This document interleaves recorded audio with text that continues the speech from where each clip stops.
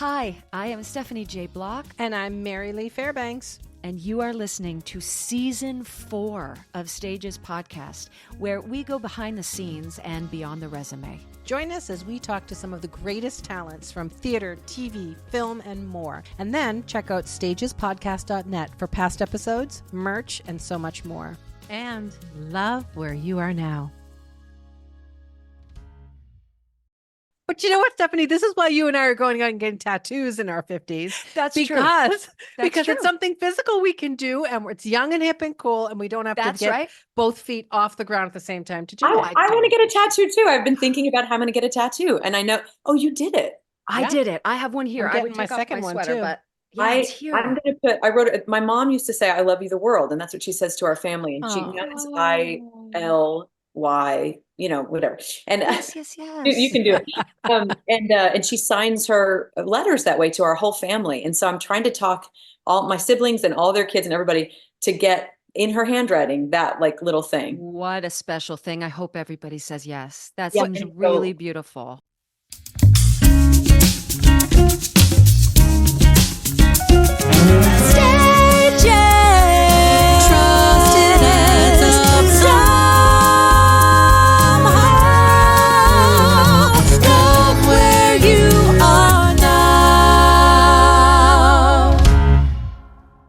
You might have a few misconceptions about today's guest. You might believe her to be pure and virtuous, walking through life with a grand yet innocent understanding of the world, because you know her to be the premier ingenue of our time. In fact, in my opinion, she absolutely is. She has brought new life to so many of our favorite American musical theater female leads: Babe in Pajama Game, Nellie Forbush in South Pacific, Ella and Bells Are Ringing, Fiona and Brigadoon, Anna and the King and I, on and on and on. And her voice can sing any score. It is transcendent, crystal clear, emotive. Her voice has found home in the hallowed halls of Lincoln Center, Carnegie Hall, the Metropolitan Opera, Avery Fisher Hall, City Center, and most every beloved Broadway theater. But I am most in love with her warm, thoughtful, silly, impassioned, adventurous spirit. If you haven't seen footage of her 2015 Tony Award acceptance speech, I encourage you to do so. Maybe press pause and do that like right now. She is welcomed to the stage with this roar of applause. It's really an outcry for our entire community. Every person in that crowd is showering her with love and deep respect. She looks like an absolute angel in gold, and then she returns that love back to the audience with a beautiful, heartfelt speech. And then Ms. O'Hara exits the stage with a hilarious impromptu tap dance. She literally shuffles off to Buffalo into the wings.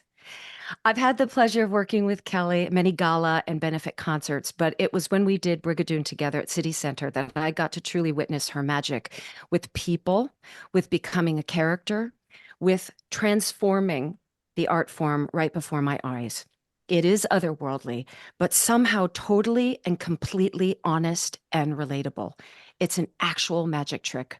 Her credits are immense. Her accolades are many, including 7 Tony Award nominations. But it is Kelli being Kelli that makes her an absolute star. She's currently living the role of Kirsten Arneson opposite the great Brian Darcy James in Adam Guettel's Days of Wine and Roses.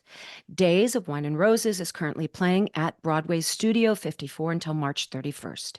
Again, if you thought you knew Kelli's talent, you might be under a misconception, because the incredible magic that she is conjuring every night, 8 times a week and days, the depth and the complicated nature of this piece and what she has to say in this piece, it has to be heard and it has to be experienced. We are so pleased to welcome to the podcast, Kelli O'Hara. Kelli O'Hara to stage, please. Kelli, can we have you on stage? Thank you for being here. Wow, Stephanie, thank you so much. That was I think you know this, but like, I'm the biggest fan. I mean, I watch you as someone who's admired you for forever, who's a little jealous, who's trying to be a clinician, figuring out how it's done. There is no rational how it's done to your talent and what you bring to our stage.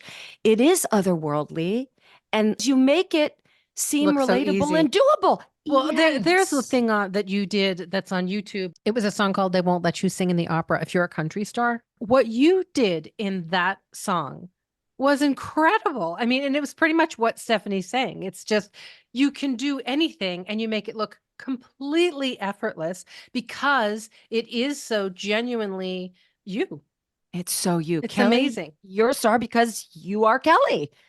I want to ask though about your upbringing. Like, did you grow up riding horses out on the ranch in Oklahoma? And like, do you miss that world? Because it's so vastly different from the world you inhabit now.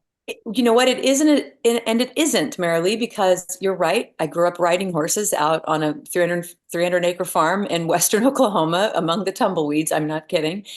But I lived in my head. I lived in a world of imagination, which actually sort of looked hopefully a little bit like this one. I was, yeah, I didn't have live theater anywhere around me. I barely had, much art at all, but I had movie musicals.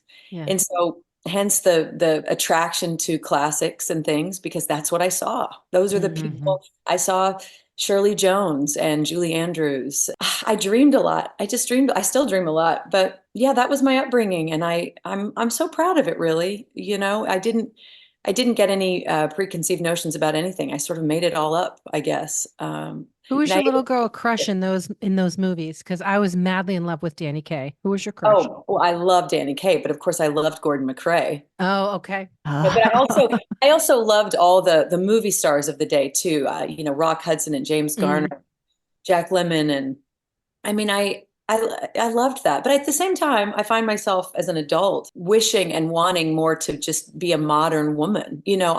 I've played a lot of that, and boy, there's nothing like playing madly in love. And I lament and I'm saddened a little bit by the idea that could be, because the nature of our business, that could be coming to an end. I know that genre seems to be getting smaller and smaller, doesn't it? Well, and also the ability to play a love story. For some reason, if we want to invent anything new as ladies, yes, strength, yes, but I also love to play the idea of love. Love is part of feminism for sure, as long as it's absolutely by choice. Yeah, by choice, and I love those types of things, and so I will always sort of lean toward that. But any ingenue sort of adventure I went on, I tried to bring some modern sensibility into her. I know that for sure.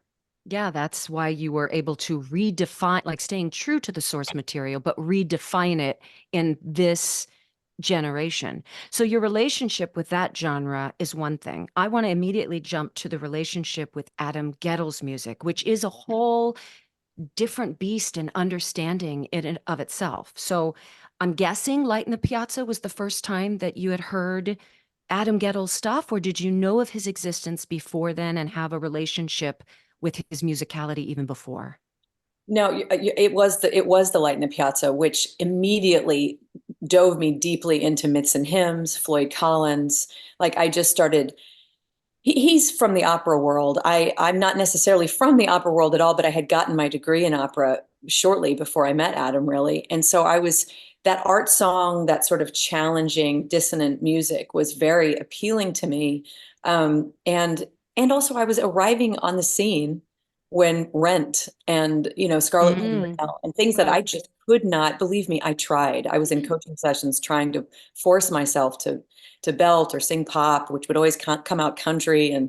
Um, and, and I needed a place to belong. And when I met him and he was writing this score for Light in the Piazza, I just thought I found my place. And also he was the grandson of the person who was writing all the music I could sing. All the Rodgers and Hammerstein scores were the things that sort of fit me. So I thought, well, this is fantastic. And it was at that time, it was the summer of 2002 in Sundance. And by the way, I got put into Light in the Piazza on accident. I wasn't even there to do. I was there doing an art project called Children of Paradise with John Kelly, the performance artist, and Michael Greif, and they needed an extra singer in this new workshop, half-finished workshop of Light in the Piazza, and Ted Sperling said she can do it, and so I did Franca, the sister-in-law. The sister.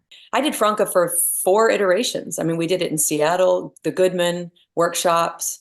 And I loved it. I mean, he wrote it. He put high F's in it. You know, the sister-in-law, you know, he wrote it sort of operatically because I was like, do this. And so it was a strange thing to then not really play that part anymore. But anyway, I was sort of, you asked me, Marilee, you mentioned they don't let you in the opera if you're a country star, which my music director, Dan Lipton, and his writing partner, David Rossmer, had written for me. Those both things are examples of how if we can't do some things, but we know we can do these other things, you find someone to sort of highlight those things. Mm-hmm. If you're smart, I mean, I listen, these things are by luck, to be honest, but it feels that way to me now. It feels that way that I found somebody to make possible the things that I could do, because You called it in. Yeah, I Well, was entering right. in a place where I couldn't do most of the stuff going on. Yeah. Right. I've said this before, and I know the word luck, and it is part of our industry. But I always look at luck as opportunity meets preparedness. So the opportunity showed itself, and you were prepared, like you rose to the occasion. But this shocks me because your first Broadway go was in 2001, right? Follies. So Well, now, Jekyll and Hyde, and then, Jekyll and Hyde. but I mean, I just was a replacement for the last 4 months. Yeah. But I always think of Follies as my first real one. So 2001 Follies, 2002 Sundance Collaborative.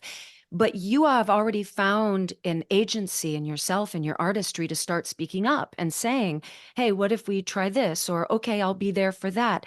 Where do you think that came from? That ownership of who you are and what you can bring to this art form?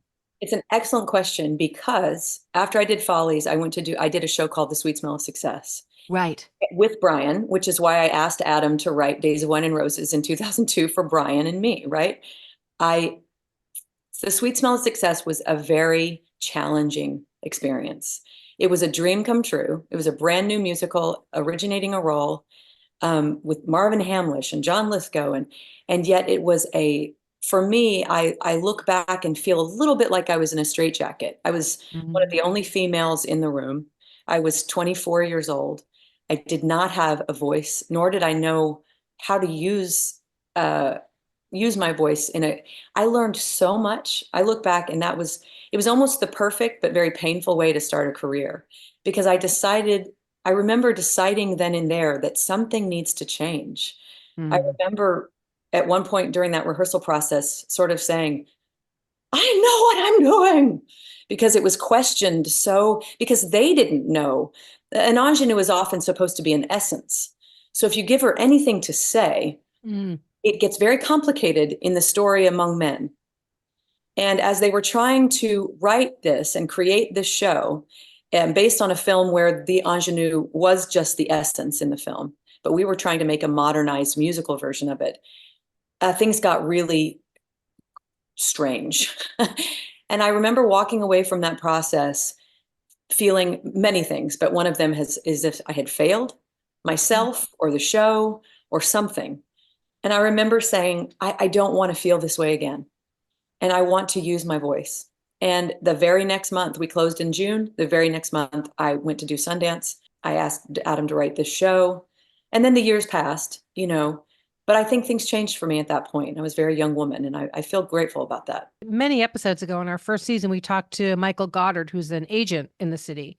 And he had said a young performer has to come to the city and know what they can do. And then if they can't see themselves fitting into one of the niches, they have to go figure out how to create it for themselves. And it's what Lin-Manuel Miranda did. He said, if I just continue on as an actor, I'm going to be in West Side Story for the rest of my life. And I'm never, so he had to go out and find the people that he could create what he needed to be a vehicle for his talent moving forward. I agree with that. And I hear you about Rent and all that, because it was a little bit before I came to the city, but I also kept trying to find a new niche for myself in those first 9 months that I came to New York at 22.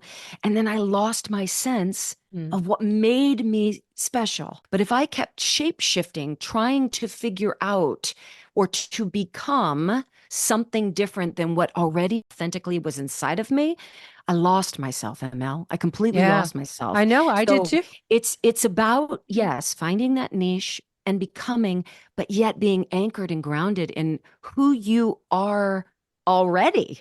Hard to know when you're so young, though, in the city. It's hindsight's 2020, you all. We Of all do it. course. I work with the students and I'm like, know who you are. And I think to myself, I didn't. And Yeah, exactly. I mean, but it's to your point, Stephanie, my first job was the Jekyll and Hyde tour, which was a pop musical. And then I came into the Broadway show, but I had gone through so many auditions of actually seeming like I had zero talent because I took in some stupid pop song and they were like, keep your head shut. I know they're, and so I remember going in for this Jekyll and Hyde call. It was the biggest audition I'd had because it was a national tour. And I sang Somebody Somewhere from The Most Happy Fellow, which is an operetta. Yeah. I'm not going to do this to myself anymore. I'm going to sing what I sing. And then if they decide to say, oh, what else do you got? And then they did. They said, well, what else do you have? I sang another song. The guy said, can you straight tone that? And I did. And then he said, could we have a work session? And we did. And then I got the job. And it was because I tried to at least hold my head high in that audition and do what I do. And somehow that worked. And it's definitely a piece of advice I've given, because if you go in trying to be something you're not, then you're going to just set yourself up for never being asked back by that casting director again, because you obviously have zero talent, Right. Start from who you are, and then they'll ask for more. Be directable and flexible, but at least start from there. Yeah. I think that's so good for young performers to hear too. To hear someone like the two of you say, well, I went to 50 auditions and I felt like a complete flop and I didn't get a thing. That's something they really need to hear when they're heading into the city, wanting to create a life for themselves in the theater. And they need to know how hard it is. And so to hear it from women who have been so successful and had such longevity in their careers and have done so many different kinds of things, it's a great lesson. And we will be right back. Stages podcast is sponsored by theatrables.com, your gateway to official limited edition digital trading cards issued by Broadway's iconic stars. Each card represents a unique work of art, complete with an encrypted certificate of ownership and authenticity. Digital collectibles are rapidly gaining popularity among sports and music fans, and now they're coming to Broadway. Start your collection today for free at theatrables.com. That's TheatreBles. Earn points for exciting rewards and show your support for your favorite actors. Follow on Instagram at Theatrables to stay up to date on the latest releases. Thanks, Theatrables.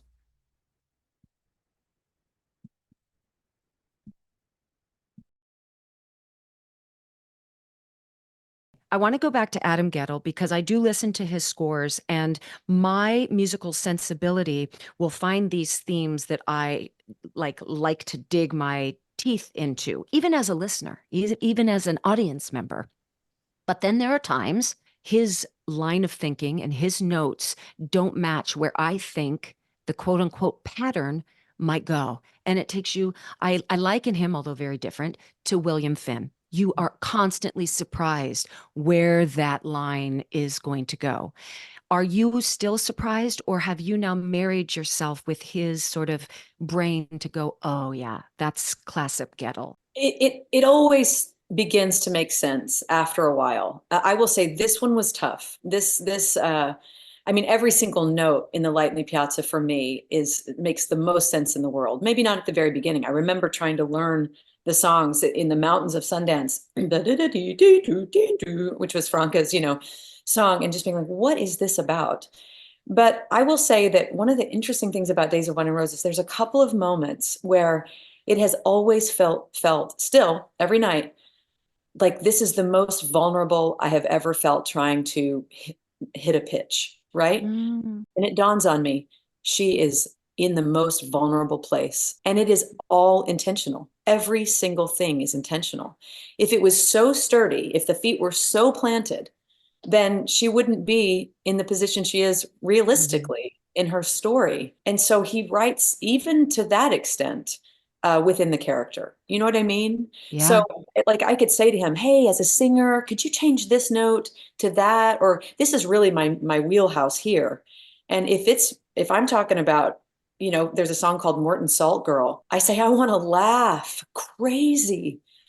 What are you afraid of?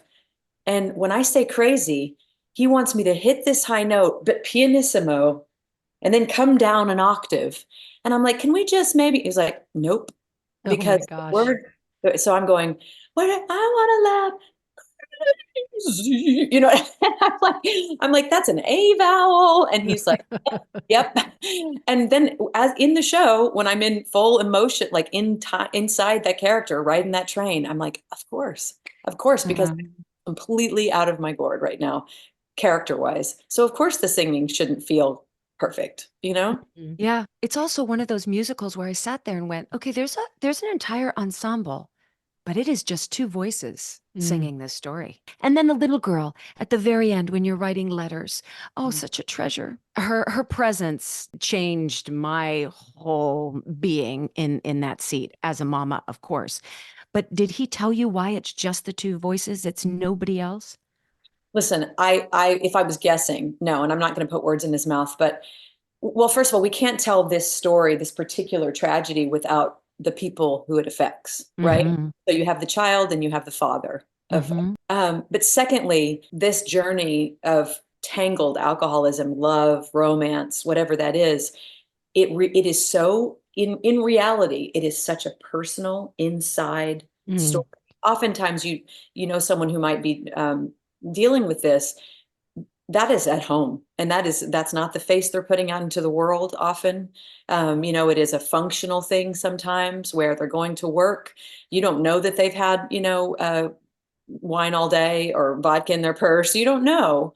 And so it's almost like it's what's happening internally in their heads, but together. They're doing it together for the most part in the show. So if I was guessing, if all things were perfect, it's so intentional that it's only the two of us and that and dog, Because I think when you're struggling with addiction, you have to be insular. You insulate your life. The secret of it. You don't want the outside feedback. So it's just the two of you because, the codependence, keeping each other, the push and pull. And you don't want anything from the outside world because then you have to actually think about what you're doing and where you're going. I think that's with any kind of addiction. Yeah. But did you say you brought this project to him in 2003 and it was your doing? 2002, the summer of 2002, July. Why did you want to do it? I saw the movie. I mean, this is all I watched. Like when I was growing up, we just watched, they were movie buffs. We watched all those films constantly and all the movie musicals, all the, just of that era. I could name 1,000. And I remember this one in particular because of the subject matter. Also because of the era, of the style of Jack Lemmon and Lee Remick. I mean, we had just come out of Sweet Smell, which is the exact same era. And I admit there was, and maybe even Adam made this comparison, there was a comparison to Jack Lemmon and Lee Remick in our just physical presence for Brian and me. But also, remember when you were 24, how you thought, I want to play something rich. I was just getting out of Strasbourg, I was all method. I was like, let's pick something big, So I'm sure that had something to do with it. And that's what I wanted to play. But then I was playing the ingenue. So, I was hungry for something else. I want to talk a little about the Gilded Age. Can we jump to the Gilded Age? Sure can. I love this series. I think it's so much fun. I just want to talk a little about what it must be like on set with all those Broadway people. It must be a blast. I mean, I have to say it was probably the best gift I've ever, it was the pandemic. We were scheduled to start shooting, I think, on March 16th, and then we all shut down 2020. And we all sat there, and I remember them coming to us via Zoom, like in May or June, and being like, "We're going to get this thing on. We're going to do it earlier than we're getting it going. We're going to rewrite it. We're going to have, we're going to hire associate writers and change this thing and make it more equal. We're going to start filming. We're going to get all the all the health stuff in place. And I just felt like these people were protecting us. We're going to, and we did. We got back to work that fall. Everything was really careful. But I just remember walking onto the set every day and being among all my heroes, except, you guys weren't there. But but I just remember like trying to say, okay, all right, you're here. You can do this, sitting in a strange room with like across from Cynthia Nixon and Christine Baranski and being like, just say your lines. You got it. It's been so fulfilling. It's just such a joy. I mean, seriously, just such a joy. It's such a feast to watch. The production value, the costumes, it's just Fabulous, lush and delicious. And their lives were hard, and yet somehow you want to be transported, being surrounded by all that beauty and decadence. It looks so gorgeous, and even when they're cutting each other down, they still speak so beautiful and articulately. And your character is a great character because she gets to kind of bridge the world between the old and the new. Yeah. She's trying to be a more modern woman, but she is respected and listened to by all of the older thinking. Don't call Donna older. No, She's I not know. gonna I want that. should not say She's not that. gonna want that. Let's No. rephrase that. By all of the women who are more attached Established. to the older ways. No, listen, I loved that part of it. That sort of like just bridging the gap a little bit and having that, also playing the one who's doing everything, just trying to do everything right. That's a very typical thing for, serving the tea and doing what you're supposed to do. But I loved having those little parts of the story. But, it was very liberating. We all arrived, and a lot of older women in the business, which I just was enamored with, and having so much fun. But we go to get our look right, and of course we can't wear makeup. And I remember walking in the first day with Donna and Christine and everybody, and we were like, good Lord. Nobody had any nobody had a lash. We're all musical theater actresses, and not a single lash in the whole place. And I looked at Donna, and she looked at me, and I looked over at, we were like, is this the worst mistake of our careers? The camera's right here. We're like, can I just get a little bit more airbrush? I need some more dew. I need dewy cheeks on the ready, please. If I can't have the lash, I need the dew. Can we put pink filters on the lights? Something. I mean, ladies, it was a tough first few weeks. We loved each other, but we were also like, oh my Lord. Do you watch back, Kelly? Will you watch your own series just so you can see how it goes, how it was put together, or do you kind of stay away from that? Well, it's funny. Cecilia and I have talked about this. For some reason, they gave us the entire series, especially season 2, like last April. I mean, a year ago, and I just couldn't watch it. I did not watch it until it came out with everybody else, this past fall. And Celia was the same way. And yet when it did come out, it's so delicious to watch. I mean, we read the scripts, of course, but then to watch how it was shot and how people perform the certain, we had it in our imagination how it would go. And so it's a delicious experience to then see it all put together, because in TV, it's all done in little chunks and angles. And so I love watching it. I'm not a big person to listen back to a cast recording or watch myself. But this one, I actually, I'm in it so little that I can go like, oh, well, and then get on to the next thing. And I love it. I love watching it. What do rehearsals look like on set? Do they give you enough time? Because like you said, you serve tea and then they say take 2, you got to go back and do the consistent serving of the tea. That's the stuff that hangs me up where I go, well, I'm not acting. I'm dipping a tea bag or pouring the thing. My whole concentration goes on the continuity of it all. So do they allow you to rehearse enough to feel confident, or it's just go time? Yeah, not really. I mean, they don't have time for, we'll read the script as a whole, like over Zoom, everybody will arrive and we'll read the script through, but you really got to come ready. And then you'll talk through blocking and then you kind of got to get a set. It's funny though, when we're so used to this sort of connected linear thing in theater, which I will always most, right? And a journey that you can take. But these moments you play in television, they're so short and truncated. I mean, it's not like a Woody Allen film where you do a 20-minute take. These are so short and truncated that it's pretty easy to fall into the pattern of just that. And then within that, feel confident enough then to start relaxing into an actual character, an actual sensibility for them, and not be so stiff. But There were definitely, I mean, I look back and I'm like, oh my gosh, Steph, it's just like, just say the line. Plus we have the dialect person being like, all the time. Like, Is it transatlantic? Is that how everybody's transit. speaking? Well, it's, yes, sort of, it's sort of that, and he's on us, but it's one of those things where it's easier for some than others. And so you're thinking about that. As you Yep. say, the tea bag, all that stuff. Have you had to do double duty yet, where you're on set all day and then head off to the Broadway stage? No, Okay. no, in fact, it always fell sort of neatly in the opening. And to be honest, for as little as I'm there, it was a pretty nice, for the first time in my career, to shoot a couple of times a week and then go home to my kids, or go do Beautiful. a concert on the weekends or whatever it was. There is something to be said for that. You've already filmed season 3, yes? We're starting that in July.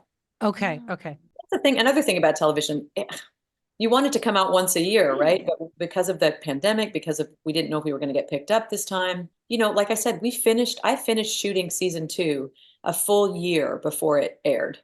Yeah, it's crazy. And it was Wow. ready in the spring, but then they were very strategic about when they released it, which was during the strike. So nothing else was going on. And so there was this great, piece of pie to dig into, which made a lot of people watch it for season 2. And for that reason, we got a season 3, because we were not planning a season 3. Everybody, really? Wow. we had a little gathering in October for the premiere, and we were all actually, I can speak for everybody, I think we were all going to say goodbye. And the director looked at me and said, don't count on it just yet. Mm. And sure enough, we all were called, and everybody's so happy about it. Oh, I'm so happy about it. I love Yeah. that show. You Let's- mentioned your beautiful family. Can we talk about that a little bit? Yeah. Also, it reminded me, Mary Lee said, can we jump into your backflips, Mama? You are known for the summer vacation backflip. When did that start? It just hit me when you said jump, and it made me smile on the inside. When did that start, and why has it become a tradition? Listen, I've always tried to be, I think I'm some sort of, like I would skydive when I was a kid. It's one of those things that actually doesn't really match I think what the world sees of me is sort of this like in line.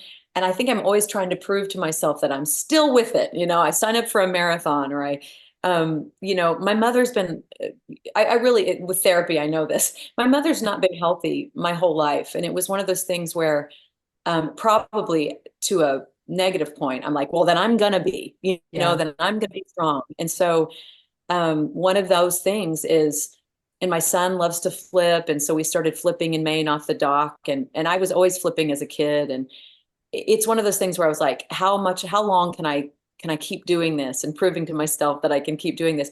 And I remember last year I was doing it. I was like, this might be the, I was standing there and I was like, my equilibrium feels a little off. I was like, I think this might be it, folks. Might be the last backflip. It's really funny because even in yoga, I don't like to do handstands.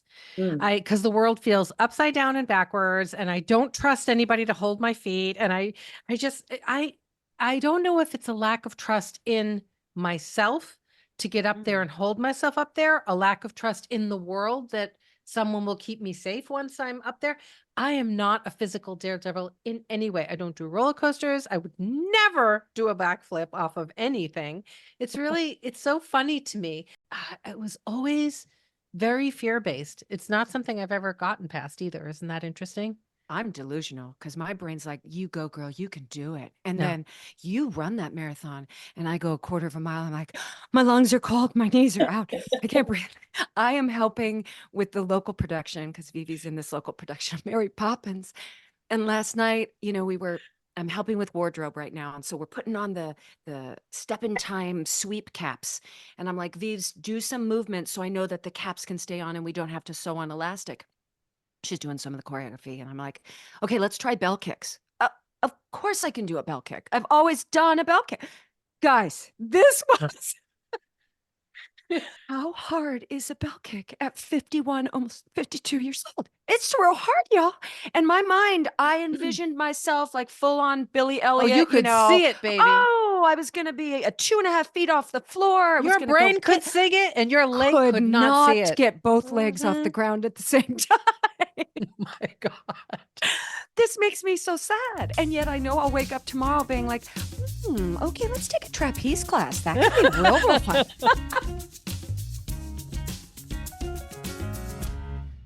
I know we're all about being in the present and the here and now, but March 31st happens and you all live in this joyous and artistic, fulfilling place because you say you're the happiest you've ever been actually doing this show. I mean, the material is so heavy, but it's drenched in humanity. There are moments of great light. You are urging both characters in a way that you're like, please don't, or hooray for you. Like you're cheering them on for 2.5 hours.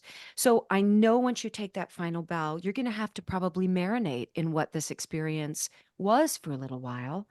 But tell me that this sentence of you looking into the camera and saying, I'm the happiest I've ever been, how those two of you playing this deep character with a lot of tragedy involved fills you in a different way.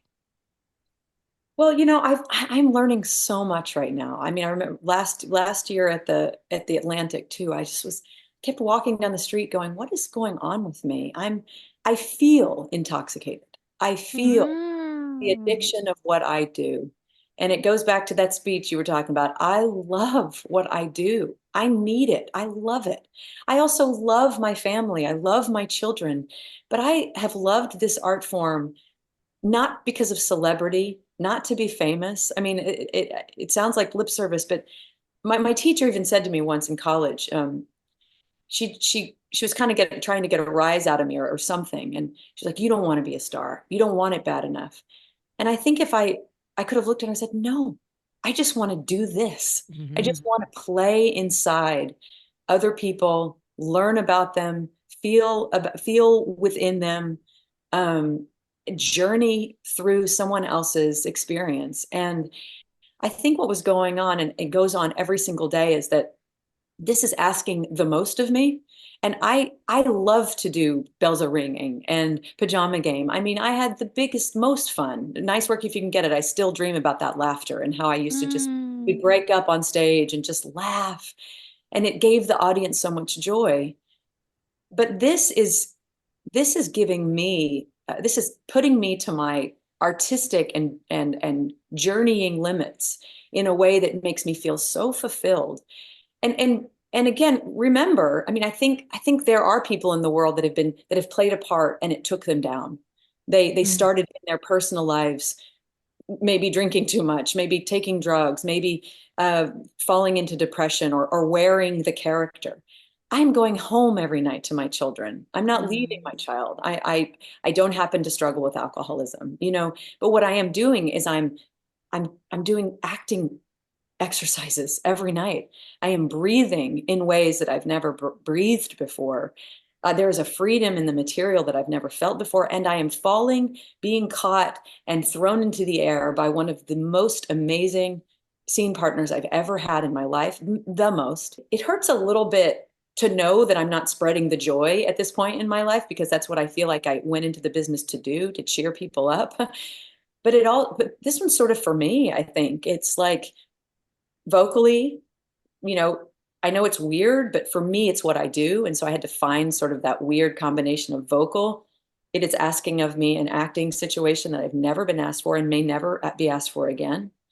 I would be not taking advantage of what this is professionally and creatively if I didn't notice that this is a gift that I might not ever have again. And so in those ways, it depends on how you reach darkness or reach character. It's different for all of us, but I'm acting. I'm not you know what I mean? But that's an easy way to say it. I won't go into my process or anything, but for me, do you see how much we're laughing on that stage? You're not laughing because you know the demise, but we don't, I mean, that on that bed, when we drink again, when we shouldn't be drinking again in Dad's house, that's one of the most fun scenes I've ever had, because Brian, we're just making each other laugh. Right. You're not like at the little end of the play. teenagers getting in trouble. Yeah, that's right. But you know more than we know. The audience says, no. You've been doing so well. Yeah. But, you know, to speak to the thought of doing shows to spread joy, doing shows to spread awareness or make people stop and go, huh, and see something about themselves or someone they love in a different way is just as important as spreading joy. And someone might sit in that audience and recognize something that they hadn't recognized before in someone in their life or even in themselves, you know? So Listen, it's just as important. this feels very purposeful to me, but I also understand where some people don't want it and can't have it. And this is what art is. You know, we make art to make sense of things that are hard, confusing, joyous, whatever it is. And this is one of those moments. It's an arts piece, and it's very, very layered and deep. And but the responses we've gotten from those who need it and feel validated by it or are seen through it, that has been so satisfying. You know. And for me, when the art continues when you leave the theater, through conversation, through interaction, through processing, and then bringing it up again a couple days, that is impactful. That is potent art form, right? You can have your opinions, right? That's always going to be subjective. Our art form's always going to be subjective. But the effect that it has with the conversation, with the mentioning your opinion, which saying, what did you get from it? That's not subjective. That is happening with Days of Wine and Roses. Right. And that is a very potent piece, undeniable. It's like watching the most important reality series of your life. If you enjoy watching reality series and going, no, don't do that. Or, oh my God, they're going to scream at each other. This is happening in front of you with two people, two artists that you think you know, going back to her intro with misconceptions, you think you know, and they're bringing something completely different to Studio 54. And you are at odds with them. You are at odds with yourself. You are at odds with the evening. And that was remarkably fulfilling for me. Thank you. Thank you. Yeah. You know, what's interesting I've noticed is that I've really listened to the responses as I walk out the door at night, or, you know, it's just an interesting thing. And listen, any of us, and I think all of us who are connected to this in some way, we will have a different visceral reaction to this story.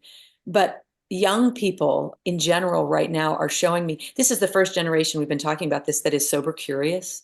You know, the first generation that has lived through this pandemic. And I have a lot of friends who got sober. I have friends that did not and had, you know, I lost 2 friends during the pandemic. And, you know, this is just affecting people differently. But I'm really seeing this middle age group, this not middle age, but like the 20s, 30s group who are, they're seeing this piece, they can handle this piece, and they're seeing it as a piece of art and in general, and looking at it for that as well as what it makes them feel.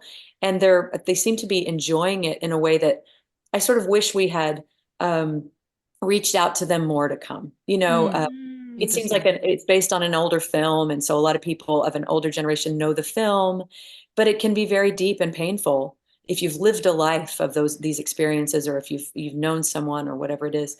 But I believe that this kind of like transcends.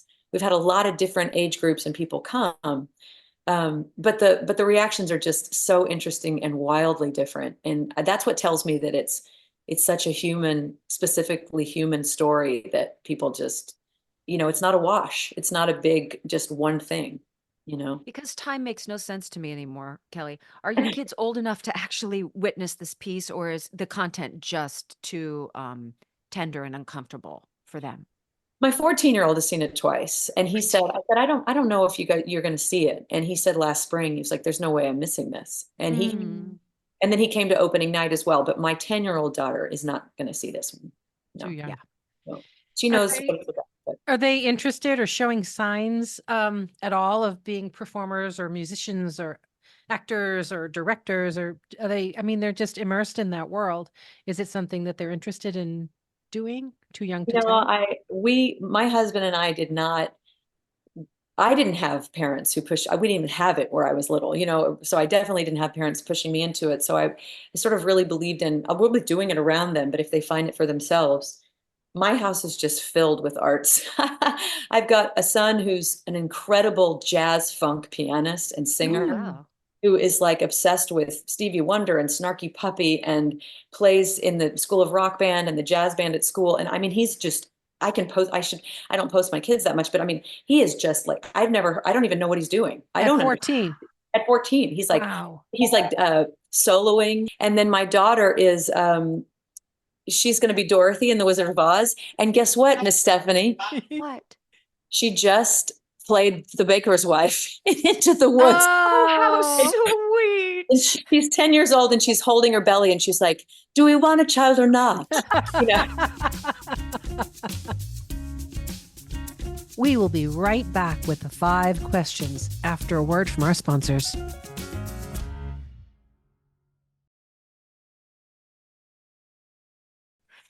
Kelli O'Hara, if you were a pizza, would you be thin, thick, deep dish? And what's on that pizza? Oh, I love pizza. I'm going to be that thick with the cornmeal on the bottom for a crunch. Yes, Mama. Chicago. And then I'm going to have like pepperoni, mushrooms, and black olive. Beautiful. I'd take all of that except olives. Not an olive. Some people. Okay. This second question is from a book called Obscure Sorrows. It's this fun little book that takes strange little words from all different cultures and then tells you the definition. I pick a word and then you and Stephanie have to make up your definition or guess what you think the definition is. Okay. The word is flashover. It's a noun. Flashover. A flashover is when a search engine sends you a year in review of all your social media posts, almost like a time hop. That is a flashover. Mm-hmm. A flashover, noun, is a scientific chemical reaction to when the stars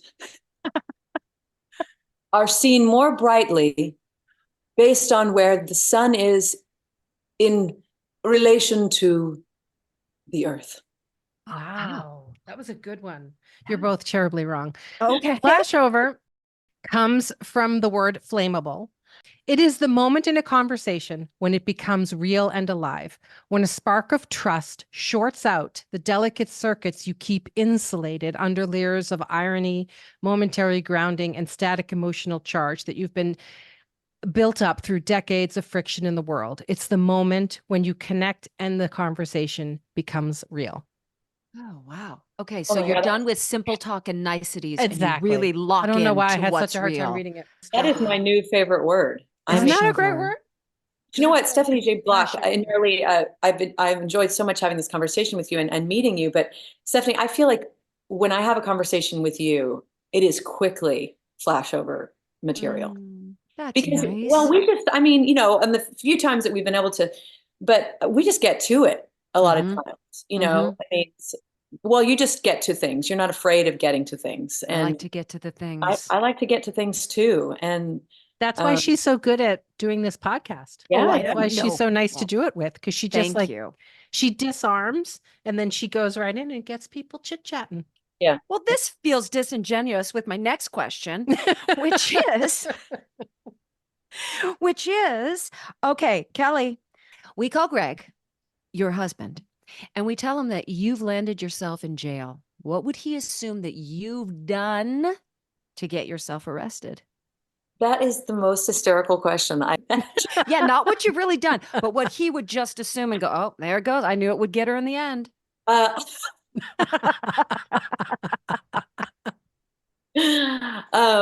It wouldn't be that I was working the polls somewhere. And she doesn't mean the voting polls, people.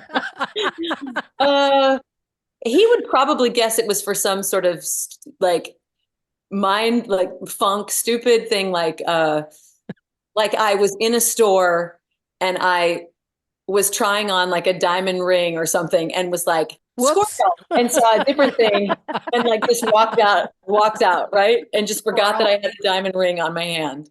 Jewelry thief by accident. Yeah. Jewelry thief by accident. Yeah. Okay. With the show wrapping up at the end of the month, with that in mind, if your life was a book, what is this chapter called? Oh, that's a good question.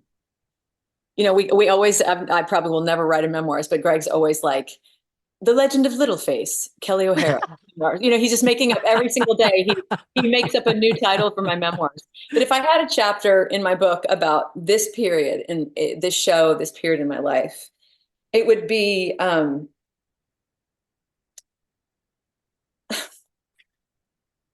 it would, you know, not for the world. This is for me, but it would probably be called "I've Arrived." Or something like that for me, not the world, because you know this show's going to close and it doesn't matter. But you just want that, you just dream of things and professional things that make you feel like you're asked the most of what you have, and it doesn't matter if it's an accolade type of thing. It matters for me, at least. Again, I'm going to repeat. I got into this work, I think, because I just love doing it. That you're like, what is that thing? What is that thing that's going to feel so whole? And I may just be sitting in my bedroom about it, but it's like I got here. I got to the thing. And so it actually makes me very nervous about the future professionally, because you don't know how to top it. Not my insides, you know. But that's okay. That's when you go in and you marinate and you compress the whole thing, and you just wait until the next thing happens for expansion. Because you just grow from there. Such a good feeling. Yeah, the weird thing about this is that, you know, I always knew I was doing South Pacific and I was doing Nicer and I was doing these shows, and I always knew that there was this show called Days of Wine and Roses that might be happening. I always had it for my entire career, for 22 years. I had it in the back of my head that it was going to make it, and that it would arrive someday. And it did. And we got this tiny little engine to Broadway, even for a little bit. And then it's going to be gone. And, I don't know why you feel, you know, I felt similarly to Bridges, and it was also the show that closed early, you know. So it's, people think, you know, things go together. Like you win an award for something that was your greatest. They're very often not that way. Yeah. Share, you know, but you fantastically commercial, and people love it, and people need it, and they see you as that forever and everything like that. But your personal work might be in a black box theater in, you know, Schenectady, where you were just feeling challenged and rich and ripped open, and so professional, like creatively, I feel like the chapter would be called sort of like The Arrival or something. It finally came, you know. Gorgeous. If you were a nail polish color, what would that color be? And what's the cheeky little name? You know how they have those cheeky little names? Yes, of course. And they do impact me. I do read them as if it makes a difference. I'll be like, that's a sign. I'm going to pick. I want that job. I want that job. So creative. Yes. I would say just like translucent blush. I don't know. So it's like a light, delicate pink. Well, but you can see through it. Like it's not. It's not going to be anything that sort of like masks something else. I just want it to be, you know. But I do love a good ballet slipper. Open book. Oh. I don't know. I like how our voices all change though. When we do say it, we go open book. Okay, this was so awesome. I'm so happy grateful to have. I've been wanting to be on this podcast. I'm wondering. Are you serious? Why didn't you reach out? I see were it on gentle. You are so beautiful and approachable and congenial, and yet I was hesitant to ask. You're always so busy, and I'm glad you said yes in this time. Maybe it was exactly supposed to happen in this moment. But my friend, I think the world of you. And me, you, and Thank you. It's better grammar. And I, you, Marilee. Thank you. Same. Big fan. Now I'm a bigger fan. Thank you. All right. Thank you. We stay on and talk about you just a little bit, but have a beautiful day. Thank you for your time. Thank you. Bye. Bye. And now, here's what struck a chord with us. She wanted to be on our podcast. You know how much I love it when people say that? Yes. Makes I do, me very because happy. I feel similarly. Yes. And the conversation was just as rich and smart. And she is such a treasure trove of all the things. And when you are able to see all the things of Kelli O'Hara, it's really a gift. She guards her personal life, like Mhm.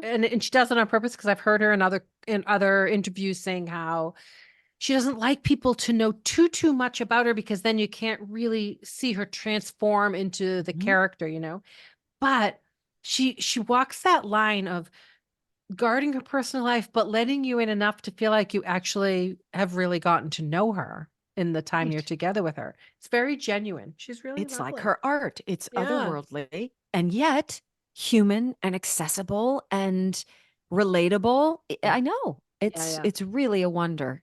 Really, really a wonder.